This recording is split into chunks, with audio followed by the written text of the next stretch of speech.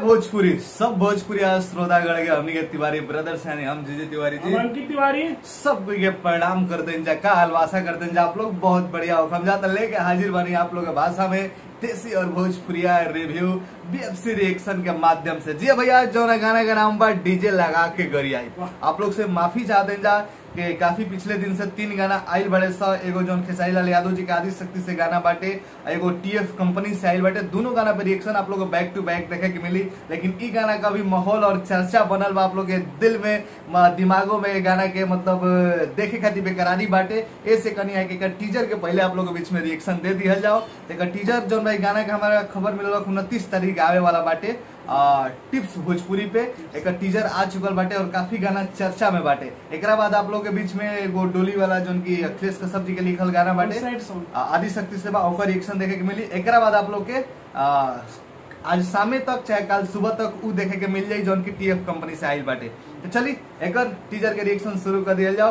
गाना के बारे में बात कर ले तो लिख ले यादव राज जी बहुत बढ़िया राइटर हो, काफी शानदार और व्यक्ति भी बहुत अच्छा हो, इंसान भी अच्छा हो।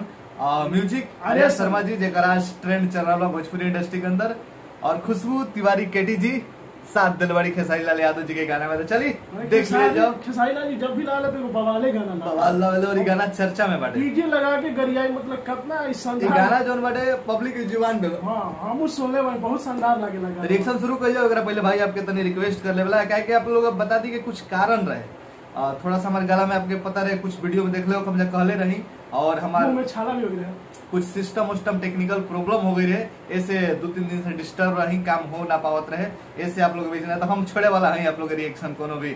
चलिए रिएक्शन शुरू कर दिया।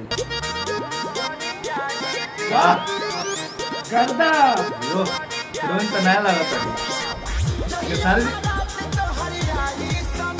अरे डीजे लगा के गरियाई हम हाय यो कास्टेम्बा ड्रेस भी खेसारी जी के बहुत बवाल लग रहा। वाह गजब स्मार्ट लुक बा।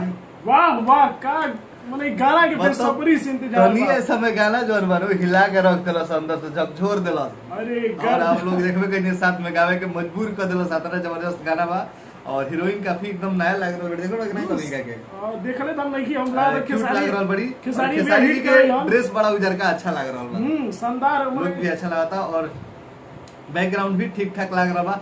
पूरा गाना आइला के बाद पता चली कि आखिर कितना बा खेसारी लाल यादव जी के वीडियो में दम और कितना बवाल मचा रहा बा, कितना भोजपुरी में गर्दा उड़ा रहा बा। तो चलिए मिलते हैं नेक्स्ट रिएक्शन में, तब तक के लिए प्यार आशीर्वाद बना के रखी जाए। जय भोजपुरी। इंतजार करिएगा मैं गाना का पूरा मजा लव यू जल्दी।